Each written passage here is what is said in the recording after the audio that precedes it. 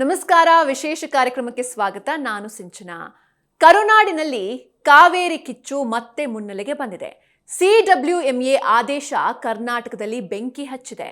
ಒಂದ್ ಕಡೆ ರಕ್ತ ಬೇಕಾದ್ರೂ ಕೊಡ್ತೀವಿ, ಆದ್ರೆ ನೀರು ಕೊಡೋದಿಲ್ಲ ಅಂತ ರಾಜ್ಯಾದ್ಯಂತ ಆಕ್ರೋಶ ವ್ಯಕ್ತವಾಗ್ತಾ ಇದೆ. ಈ ಬಗ್ಗೆ ಇವತ್ತು ಮಾತಾಡ್ತಾ ಹೋಗೋಣ. ನಮ್ಮ ಜೊತೆ ಹಿರಿಯ ವಕೀಲರು ಬಾಲನ್ ಅವರಿದ್ದಾರೆ. ಬನ್ನಿ ಅವನ ಕಾರ್ಯಕ್ರಮಕ್ಕೆ ವೆಲ್ಕಮ್ ಮಾಡೋಣ. ನಮಸ್ತೆ sir, welcome to the show. ನಮಸ್ತೆ ಸರ್, ನಾನಾಗಲೇ ಹೇಳಿದಾಗ ಈ ಕಾವೇರಿ ವಿಚಾರ, ಕಾವೇರಿ ವಿವಾದ ಇದು ನೆನ್ನೆ ಮೊನ್ನೆದಲ್ಲ, ಶತಮಾನಗಳಷ್ಟು ಹಳೇದು. ಹೆಂಗೆ ಶುರುವಾಯಿತು ಸರ್ ಇದು?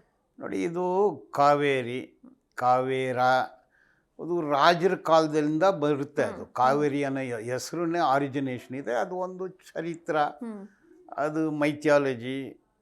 ಸೊ ಹಳೇ ಪುಸ್ತಕಗಳೇನೇನೋ ಕಾವೇರಿ ಅನ್ನೋ ಪದ ಸಿಗುತ್ತೆ. ಕಾವೇರಿ ಅಂದರೆ ಕಾವೇರಿ ತಾಯಿ. ಸೊ ಕೊಡಗಿನಲ್ಲಿ ಸುಮಾರು ಮಹಿಳೆಯರ ಹೆಸರು ಕಾವೇರಿ ಅಂತ ಇಟ್ಕೊಳ್ತಾರೆ. ಅಂದರೆ ಕಾವೇರಿ ಅಂದರೆ ತಾಯಿ, ಕಾವೇರಿ ತಾಯಿ ಬಗ್ಗೆ ಮಾತಾಡ್ತೀವಿ ನಾವು. ಅಂದರೆ ಅಲ್ಲಿ ತಲಕಾವೇರಿಯಲ್ಲೇ ಅದು ನೀರು, ಕಾವೇರಿ ನೀರು ಅಲ್ಲಿಂದ ಉತ್ಪಾದನೆ ಆಗುತ್ತೆ. ಅದು ಅಲ್ಲಿಂದ ಅದು ಕರ್ನಾಟಕದಲ್ಲಿ ಒಂದು 320 ಕಿಲೋಮೀಟ್ರ್ ಓಡುತ್ತೆ. ತಮಿಳ್ನಾಡಲ್ಲಿ 419 ಕಿಲೋಮೀಟ್ರ್ ಓಡಿ ಪೂಂಬುಕಾರ್ ಅಂದರೆ ಸಮುದ್ರದಲ್ಲಿ ಸೇರ್ಕೊಂಡ್ಬಿಡುತ್ತೆ. ಅದು ಕೊನೆಯಲ್ಲಿ ಪೂಂಬುಹಾರ್. ಈಗ ಇದು ಎಷ್ಟು ಏರಿಯಾ ಸ್ಕ್ವಯರ್ ಕಿಲೋಮೀಟ್ರ್ ಅಂದರೆ ಕರ್ನಾಟಕದಲ್ಲಿ 32,000 ಸ್ಕ್ವಯರ್ ಕಿಲೋಮೀಟ್ರ್ ಇದೆ. ತಮಿಳ್ನಾಡಲ್ಲಿ 44,000 ಸ್ಕ್ವಯರ್ ಫೀಟು ಇದೆ. ಇದು ಭೂಮಿ ತಾಯಿ ಪ್ರಕೃತಿ ಕೊಟ್ಟಿರೋ ಒಂದು ನದಿ, ಜೀವನದಿ. ಸುಮಾರು ಕುಡಿಯುವ ನೀರು ಮತ್ತು ವ್ಯವಸಾಯಕ್ಕೆ ನೀರು, ಅದು ಮನುಷ್ಯನ ಜೀವನದಿ. ಅದು ಕಾವೇರಿ ಅಂದರೆ ಎಲ್ಲರೂ ಅದ್ರ ಮೇಲೆ ಎಮೋಷ್ನಲಿ ಅಟ್ಯಾಚ್ಡ್. ಈಗ ಕಾವೇರಿ ಇಲ್ಲಿನೂ ಕಾವೇರಿನೇ, ತಮಿಳ್ನಾಡಲ್ಲಿನೂ ಕಾವೇರಿನೇ, ಅಲ್ಲಿನೂ ಕಾವೇರಿನೇ. ಸೊ ಕಾವೇರಿ ಇದು ವಿಜಯನಗರ ಸಾಮ್ರಾಜ್ಯದಲ್ಲಿ ತೊಂದರೆ ಇರಲಿಲ್ಲ. ಅವ್ರದ್ದು ಆಡಳಿತ ಇಲ್ಲಿತ್ತು, ಮತ್ತು ತಮಿಳ್ನಾಡಲ್ಲಿ ಇತ್ತು. ಒಡೆಯರು ಆಡಳಿತಕ್ಕೆ ಬರ್ತಾರೆ. ಅದಾದಮೇಲೆ ಟಿಪ್ಪು ಆಡಳಿತಕ್ಕೆ ಬರ್ತಾರೆ. 1999ನೇ ಇಸ್ವಿಯಲ್ಲಿ ಟಿಪ್ಪುವನ್ನೇ ಬ್ರಿಟಿಷ್ನವರು ಕೊಲ್ಲುತ್ತಾರೆ. ಸೊ ಟಿಪ್ಪು ಸಾಯೋವರೆಗೆ ಕಾವೇರಿ ಡಿಸ್ಪ್ಯೂಟು, ಕಾವೇರಿ ಅದು ನಿಮ್ಮದು ನಮ್ಮದು ಇಲ್ಲ, ಅದು ಕಾವೇರಿ ಪ್ರಕೃತಿ, ನೀರು ಹೋಗುತ್ತೆ, ಇಲ್ಲಿ ನೀರು ಕುಡಿತಾರೆ, ಅಲ್ಲಿ ವ್ಯವಸಾಯಕ್ಕೆ ಉಪಯೋಗ ಮಾಡ್ತಾರೆ, ಮತ್ತು ತಮಿಳ್ನಾಡಿಗೆ ಹೋಗುತ್ತೆ, ಪಾಂಡಿಚೇರಿಗೆ ಹೋಗುತ್ತೆ, ಮತ್ತು ಕೇರಳಗೂ ಹೋಗುತ್ತೆ. ಅಂದರೆ ಇದೆಲ್ಲನೂ ಒಂದು ಮೆಡ್ರಾಸ್ ಪ್ರೆಸಿಡೆನ್ಸಿನಲ್ಲಿ ಕೇರಳನೂ ಬರುತ್ತೆ, ಕರ್ನಾಟಕನೂ ಬರುತ್ತೆ. ಆವಾಗ ಕರ್ನಾಟಕ ಹೆಸರಿಲ್ಲ, ಮೈಸೂರು. ಸೊ ಇದು ಪ್ರಕೃತಿ ಹೀಗೆ ಇತ್ತು. ಗೊಂದಲೆ ಅಂದರೆ ಬ್ರಿಟಿಷ್ನವರು ಆಡಳಿತದಲ್ಲಿ ಇದ್ರೇನು, ಅದು ಮೆಡ್ರಾಸ್ ಪ್ರೆಸಿಡೆನ್ಸಿ ಮತ್ತು ಮೈಸೂರು ಮಹಾರಾಜ 1807ನೇ ಇಸ್ವಿಯಲ್ಲಿ ಡಿಸ್ಪ್ಯೂಟ್ ಶುರುವಾಗುತ್ತೆ. ಆವಾಗಲೇ ಡಿಸ್ಪ್ಯೂಟ್ ಆಗುತ್ತೆ. ನಮ್ಗಿಷ್ಟು ನೀರು, ನಿಮ್ಗಿಷ್ಟು ನೀರು, ಅದು ನೀವು ನಾವು ಅನ್ನೋದು ಶುರು ಆಯಿತು. ಆವಾಗ ದೊಡ್ಡ ಮಟ್ಟಿಗೆ ಹೋರಾಟಗಳಾಗಲಿಲ್ಲ. ದೊಡ್ಡ ಮಟ್ಟಿಗೆ ಅದು ಆ ಕಾಲದಲ್ಲೇ ಅದು ಡಿಸ್ಪ್ಯೂಟ್ ಆಗುತ್ತೆ. ಬ್ರಿಟಿಷ್ನವರು ಕೋರ್ಟ್ಗಳಿಗೆ ಹೋಗುತ್ತೆ. ಅದು ಹಿಂಗೆ ಬರುತ್ತೆ. ಅದು 1947ನೇ ಇಸ್ವಿಯಲ್ಲಿ ಸ್ವತಂತ್ರ ಬಂತು, ನಮ್ಮ ಸಂವಿಧಾನ ಬಂತು. ಸಂವಿಧಾನ ಬಂದ ಮೇಲೆ ರೀಆರ್ಗನೈಸೇಷನ್ ಆಫ್ ಸ್ಟೇಟ್ಸ್ ಬಂತು. ಹಾಗಂದರೆ ಕರ್ನಾಟಕ ಒಂದು ಕನ್ನಡಿಗರು, ಕನ್ನಡ ಮಾತಾಡುವ ಜನರೆಲ್ಲ ಕರ್ನಾಟಕ. ಅದೇ ರೀತಿ ತಮಿಳ್ ಮಾತಾಡೋರು ತಮಿಳ್ನಾಡು, ಮೆಡ್ರಾಸ್ ಅಂದೇ ಇಟ್ಟರು. ಆಮೇಲೆ ತಮಿಳ್ನಾಡು ಅಂದು ಬದಲಾವಣೆ ಆಯಿತು. ಇದು ಮೈಸೂರು ರಾಜ್ಯ ಅಂದಿತ್ತು, ಮತ್ತು ಪಾಂಡಿಚೇರಿ, ಕೇರಳ. ಇವ್ರಿಗೆ ಸ್ಟೇಟು ರೀಆರ್ಗನೈಸೇಷನ್ ಆಯಿತು. ಆ ಸಂದರ್ಭದಲ್ಲಿ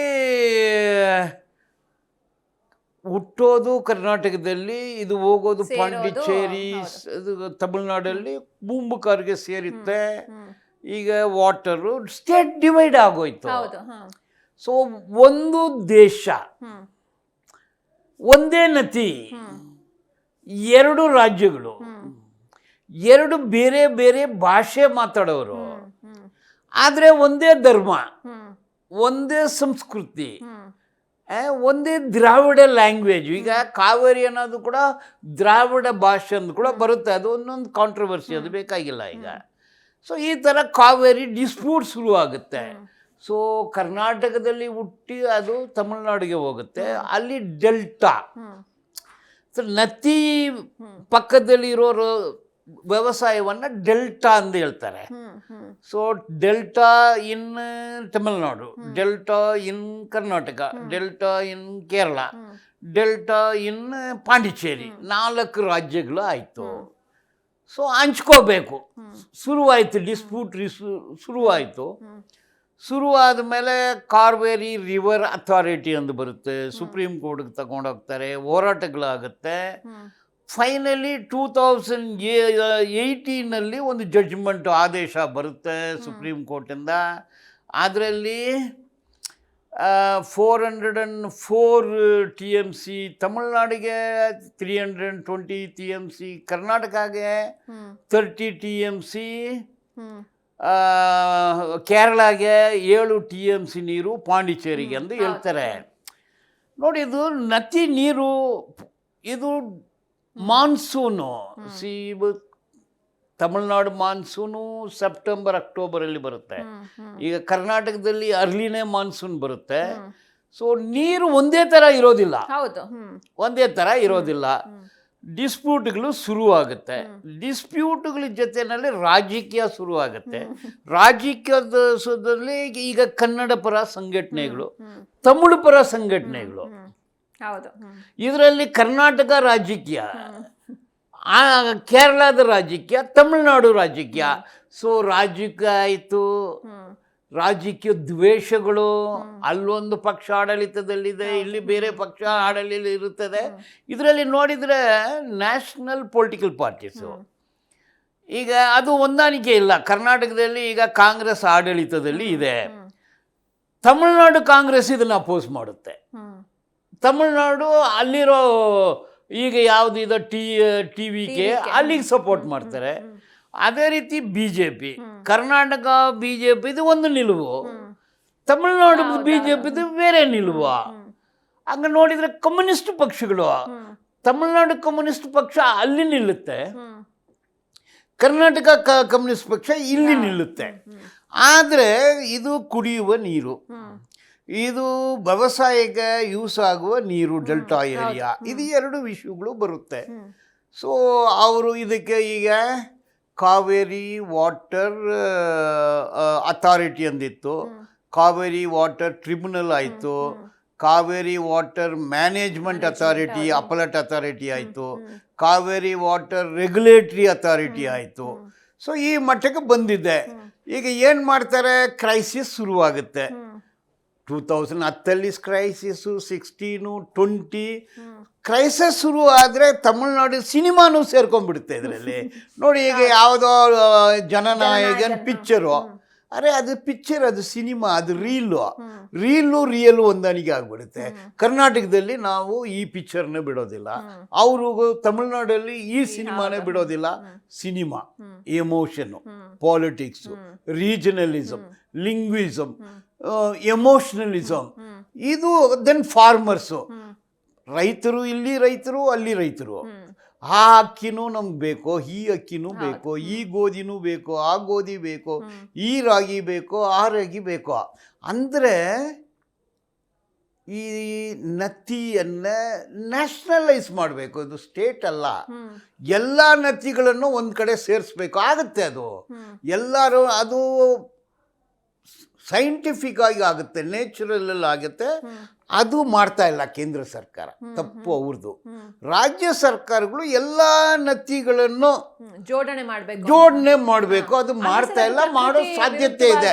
ಹೋದಂಗ ಅನ್ಸಲ್ವಾ, ಪ್ರಕೃತಿಗೆ ವಿರುದ್ಧವಾಗಿ, ನೇಚರ್ಗೆ ಅಗೇನ್ಸ್ಟ್? ನೋಡಿ, ಅದನ್ನು ನೇಚರೇ, ನೀವೇನು ಅದಕ್ಕೆ ಪುಲ್ ಮಾಡಬೇಕಾಗಿಲ್ಲ, ನೇಚರ್ ಆಗಿ ಹೋಗಿ ಸೇರುತ್ತೆ. ಸೊ ಇದು ಪರಿಸ್ಥಿತಿ. ಈಗ ಇಲ್ಲಿ ನೀರು, ಕಾವೇರಿ ನದಿ ಎಕ್ಸ್ಟೆಂಡ್ ಆಗುತ್ತೆ ಅಲ್ಲಿ ತಿರುಚಿ.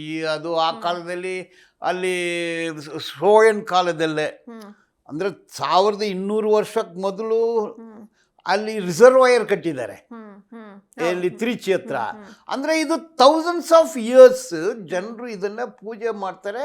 ಇದು ಜೀವನತಿಯಾಗಿ ಉಳಿದುಕೊಂಡು ಬರುತ್ತೆ. ಈಗ ಎಲ್ಲಾನು ಸೇರ್ಕೊಳ್ಳುತ್ತೆ, ಸಿನಿಮಾ, ರಾಜಕೀಯ, ಪರ್ಸನಾಲಿಟಿ, ಪಾಲಿಟಿಕ್ಸ್, ಸ್ವಾರ್ಥ ಎಲ್ಲ ಸೇರುತ್ತೆ. ಈಗ ಈ ಪರಿಸ್ಥಿತಿನಲ್ಲಿ ಟ್ರಿಬ್ಯುನಲ್ ಇದೆ, ಕಾವೇರಿ ವಾಟರ್ ಟ್ರಿಬ್ಯುನಲ್ ಇದೆ. ಈಗ ರೆಗ್ಯುಲೇಟರಿ ಅಥಾರಿಟಿ ಇದೆ, ಅಪಲೆಟ್ ಅಥಾರಿಟಿ ಇದೆ.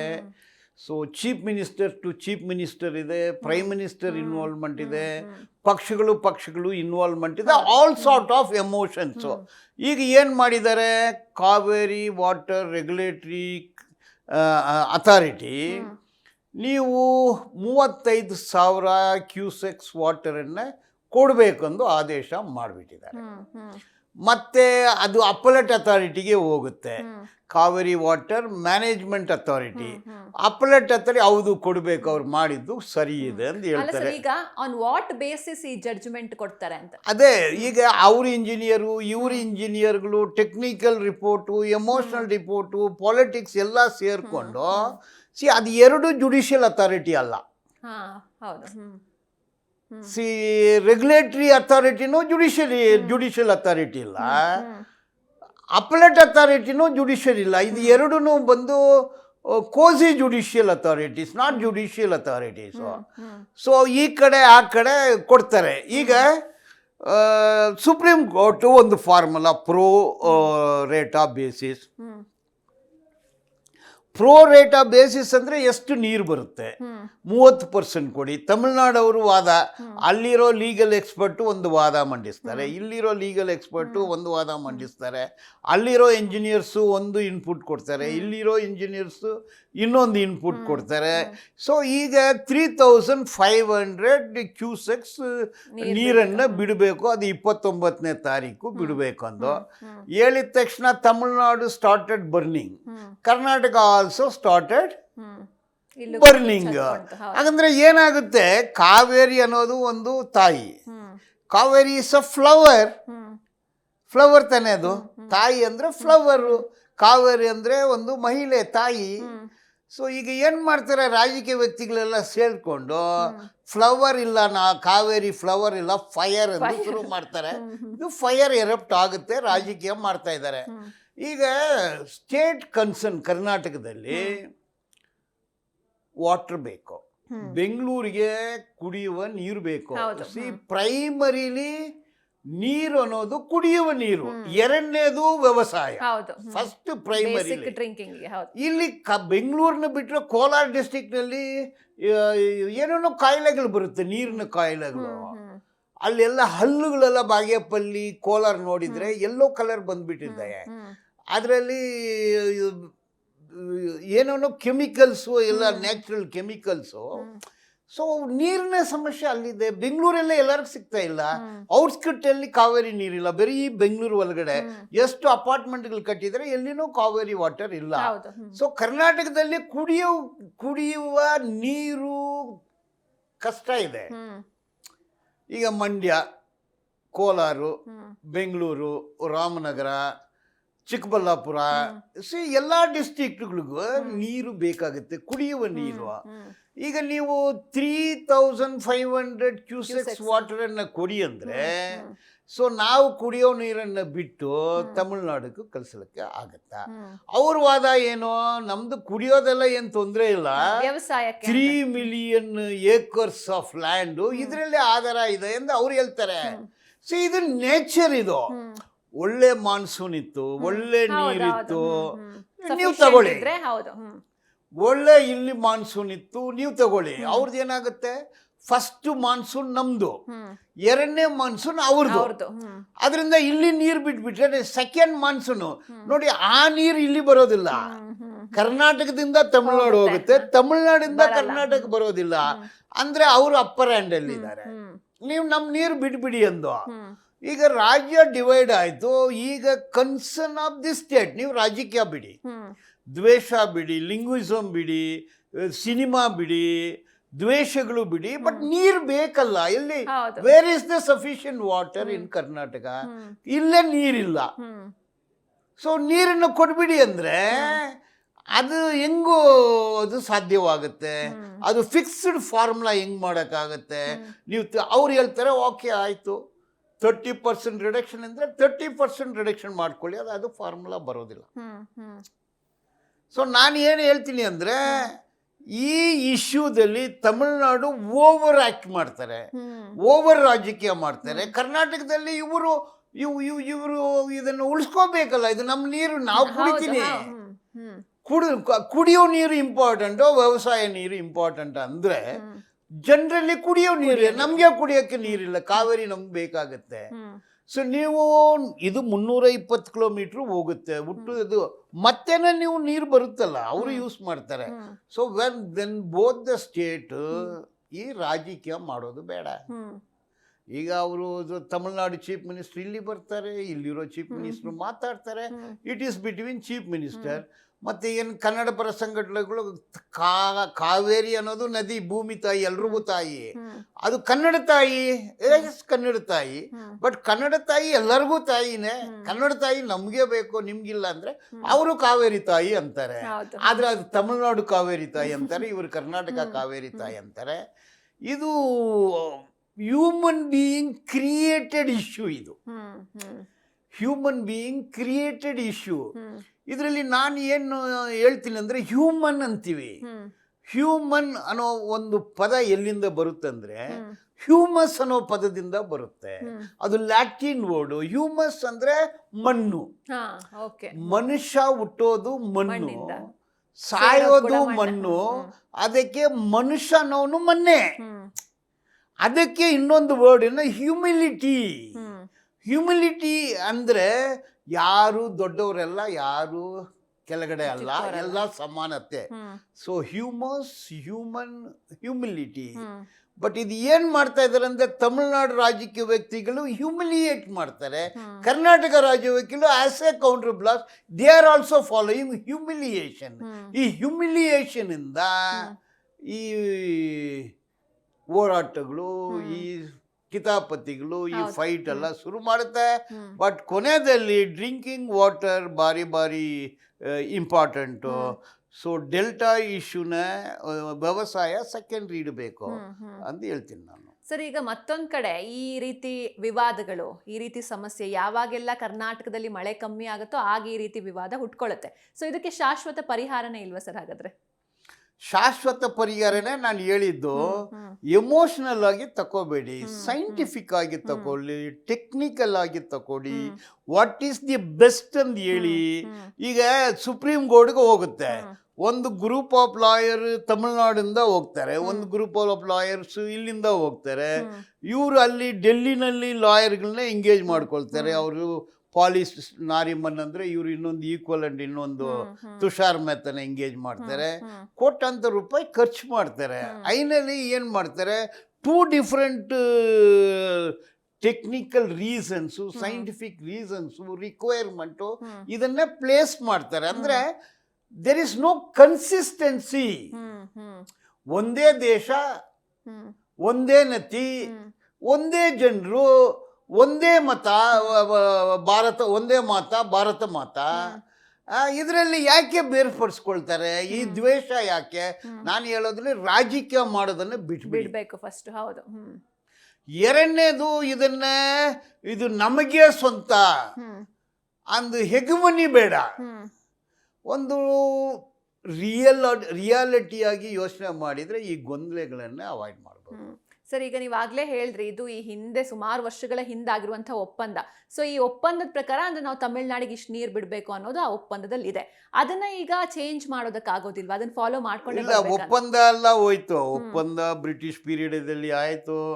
ಬ್ರಿಟಿಷ್ನವರು ಹೋದ್ರು, ಸ್ವತಂತ್ರ ಬಂತು, ಆಮೇಲೆ ಬೇರೆ. ಈಗ ಇದು ಸುಪ್ರೀಂ ಕೋರ್ಟ್ದ ಆದೇಶ ಅಲ್ಲ, ಎಲ್ಲರೂ ಸುಪ್ರೀಂ ಕೋರ್ಟ್ಗೆ ಹೋಯ್ತು. ಸರ್ವೋಚ್ಚ ನ್ಯಾಯಾಲಯ ನೀವು ಹಿಂಗೆ ಮಾಡಿ, ನೀವು ಹಿಂಗೆ ಮಾಡಿ, ಈಗ ಅಥಾರಿಟಿ ಒಂದು ರಚನೆ ಮಾಡಿ, ಅಪಲೇಟ್ ಅಥಾರಿಟಿ ರಚನೆ ಮಾಡಿ, ಇದಕ್ಕೆ ಟೆಕ್ನಿಕಲ್ ಇದೆಲ್ಲಾನು ಸುಪ್ರೀಂ ಕೋರ್ಟ್ನವರು ಡೈರೆಕ್ಷನ್ ಕೊಟ್ಟಿದ್ದಾರೆ. ಸರ್, ಈಗ ನಮ್ ಕಡೆ ಯಾರು ವಾದ ಮಾಡೋರಿಲ್ವಾ ಹಾಗಾದ್ರೆ? ಅಂದ್ರೆ ಈಗ ನಮ್ಗೆ ಕುಡಿಯಕ್ಕೇನೆ ನೀರಿಲ್ಲ, ನಾವ್ ಹೆಂಗ್ ಬಿಡೋದು ಅಂತ ವಾದ ಮಾಡೋರು ಯಾರು ಇದ್ದಾರೆ. ಯಾಕೆ ನಮ್ಮ ಹತ್ರನೂ ಒಳ್ಳೆ ಲಾಯರ್ಸ್ ಇದ್ದಾರೆ, ಟೀಮ್ ಇದೆ, ಸರ್ಕಾರ ಇದೆ, ಅಡ್ವೊಕೇಟ್ ಜನರಲ್ಗಳಿದ್ದಾರೆ. ಇವ್ರು ಒಳ್ಳೆ ಲಾಯರ್ಗಳನ್ನ ಸುಪ್ರೀಂ ಕೋರ್ಟಲ್ಲಿ ಅಪಾಯಿಂಟ್ ಮಾಡ್ತಾರೆ. ನಮ್ಮ ರಾಜ್ಯದಲ್ಲಿನೂ ಇದಕ್ಕೆ ಬೇಕಾದಷ್ಟು ಹಣಕಾಸು ಕೂಡ ಒದಗಿಸ್ತಾರೆ. ಎಲ್ಲನೂ ಪ್ಲೇಸ್ ಮಾಡ್ತಾರೆ. ಬಟ್ ಅದೇ ರೀತಿ ಅವರು ಮಾಡ್ತಾರೆ. ಇದು ಬ್ಯಾಲೆನ್ಸಿಂಗ್ ಹೋಗ್ತಾ ಇದೆ, ಚೆಕ್ ಅಂಡ್ ಬ್ಯಾಲೆನ್ಸ್. ಸೊ ಇದು ಏನಾಗುತ್ತೆ, ಡಿಸಿಷನ್ನು ನ್ಯಾಯಾಂಗ ಸಪ್ರೇಟು, ಕಾರ್ಯಾಂಗ ಮತ್ತು ಶಾಸಕಾಂಗ. ಅಲ್ಲಿನೂ ಕಾರ್ಯಾಂಗ ಮತ್ತು ಶಾಸಕಾಂಗ. ತಮಿಳುನಾಡು ಅಸೆಂಬ್ಲಿ, ಕರ್ನಾಟಕ ಅಸೆಂಬ್ಲಿ ನೋಡಿ, ಎರಡಾಯಿತು. ಅಲ್ಲಿರೋ ಅಡ್ಮಿನಿಸ್ಟ್ರೇಷನ್, ಇಲ್ಲಿರೋ ಅಡ್ಮಿನಿಸ್ಟ್ರೇಷನ್. ಅಲ್ಲಿನೂ IAS, ಇಲ್ಲಿನೂ IAS.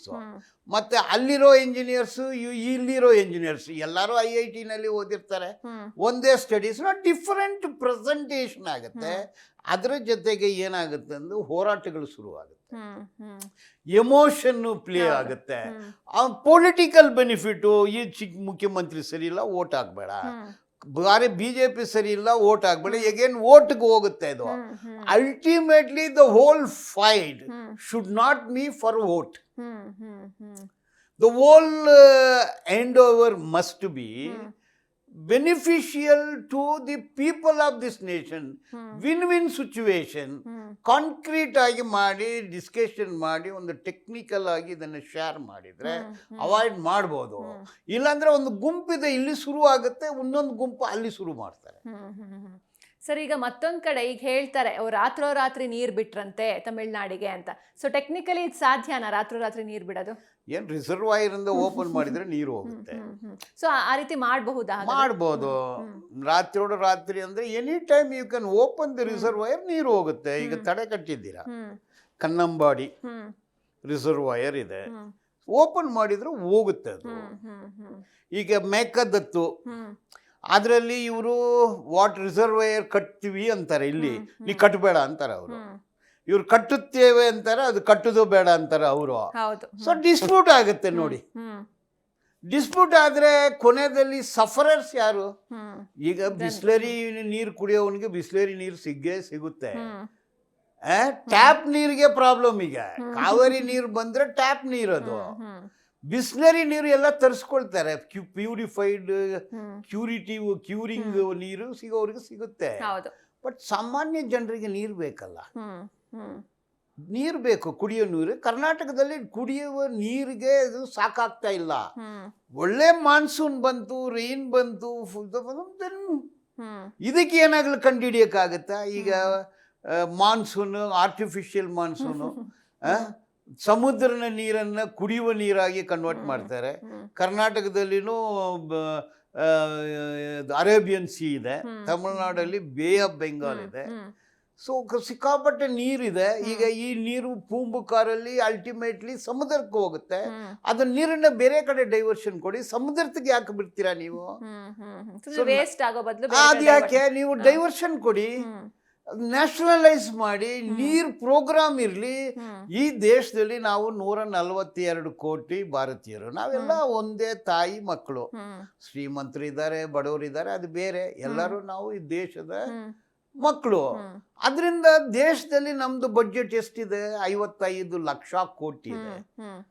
ನೀವು ಸಮುದ್ರತೆಗೆ ಯಾಕೆ ಬಿಡ್ತೀರಾ? ನೀವು ಡೈವರ್ಷನ್ ಕೊಡಿ. ವೇಸ್ಟ್ ಆಗೋ ಬದಲು ಡೈವರ್ಷನ್ ಕೊಡಿ. ಅಂದ್ರೆ failure of the central government, failure of the different state governments.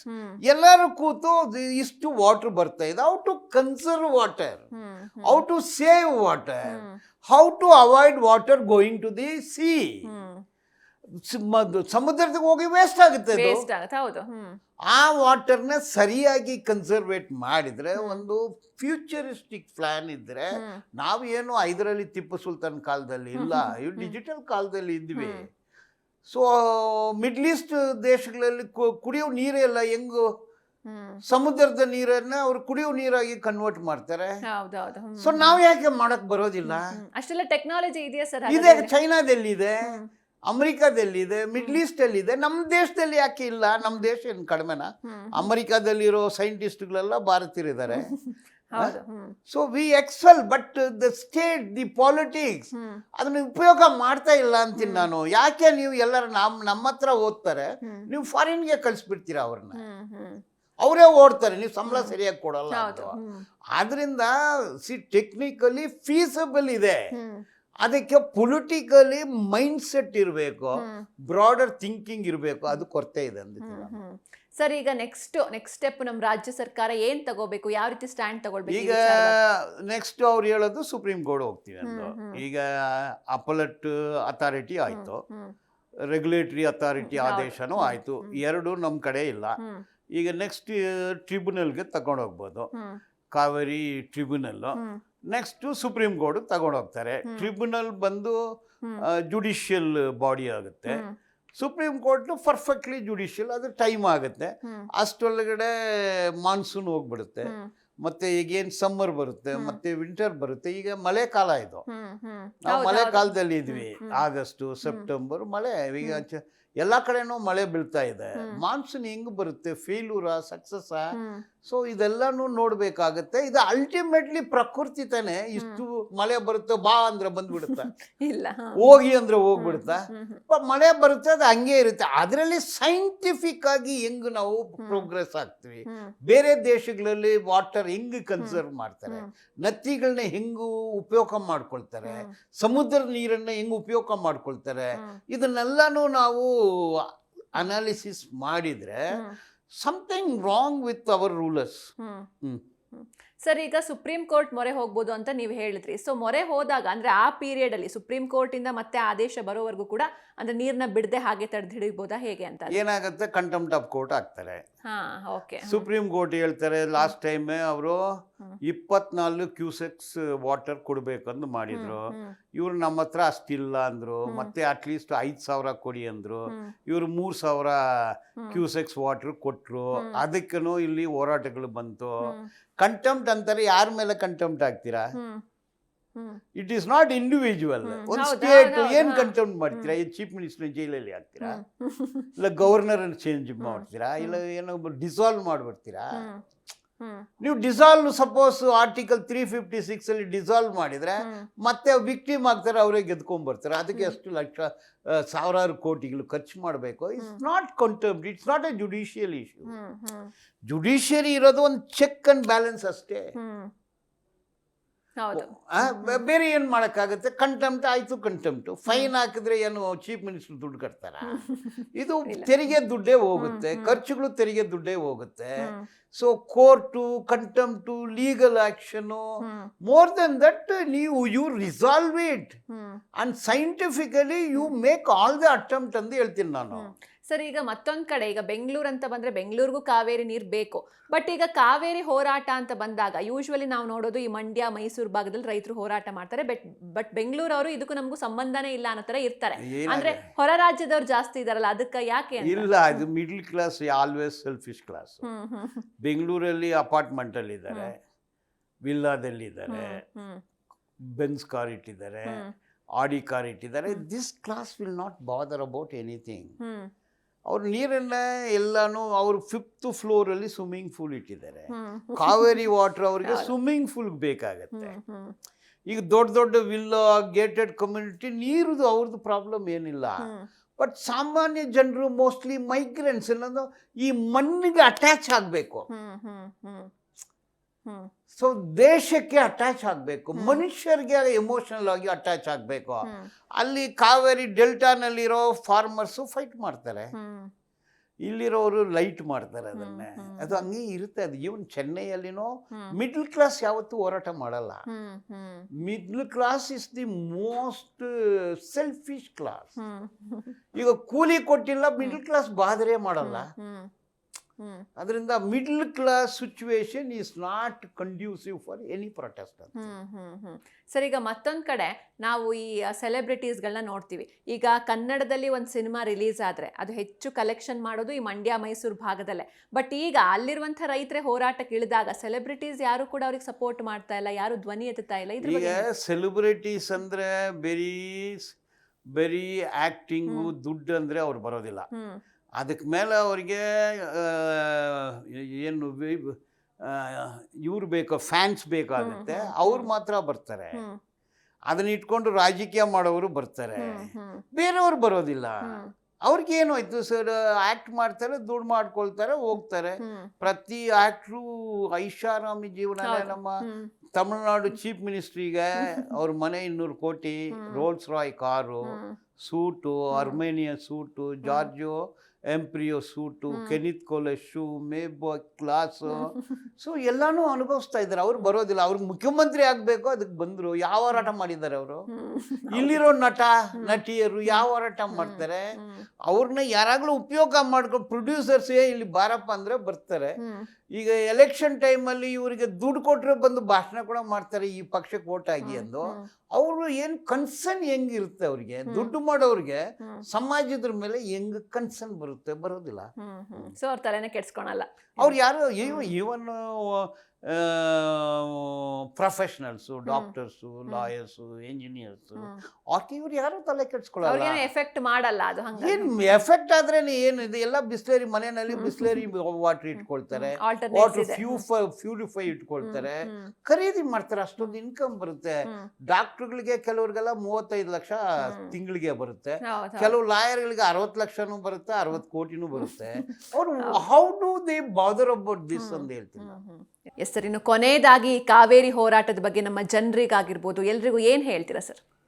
Kaveri ತಾಯಿ, ಕಾವೇರಿನ ನಾವು ಕಾಪಾಡಬೇಕಾಗುತ್ತೆ. ಕಾವೇರಿ ನದಿ ನೀರನ್ನು ನಾವು ವೇಸ್ಟ್ ಮಾಡಬಾರ್ದು.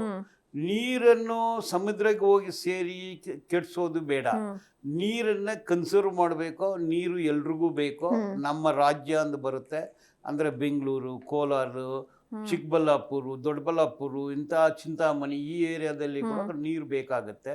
ನಮಗೆ ಕುಡಿಯುವ ನೀರು ಸೆಲ್ಫ್ ಸಸ್ಟೆನೆನ್ಸ್ ಆದರೆ, ನಮ್ಮ ಹತ್ರ ಸಫಿಷಿಯಂಟ್ ನೀರು ಇದ್ದರೆ ಅದು ತಮಿಳ್ನಾಡಿಗೆ ಕೊಡಬೇಕಾಗುತ್ತದೆ. ನಮ್ಮ ಹತ್ರನೇ ನೀರಿಲ್ಲ ಅಂದರೆ ಅವರು ಇವರನ್ನು ನಾನು ಹೇಳ್ತಾ ಇಲ್ಲ, ಬಟ್ ಇಲ್ಲಿರೋರಿಗೆ ಅದು ಹುಟ್ಟು ಬರೋ ಜಾಗ ಇದು. ಈಗ ಇಲ್ಲೊಂದು ಬಾವಿ ಇದೆ, ಈ ನೀರನ್ನ ನಾವು ಕುಡಿಬೇಕು.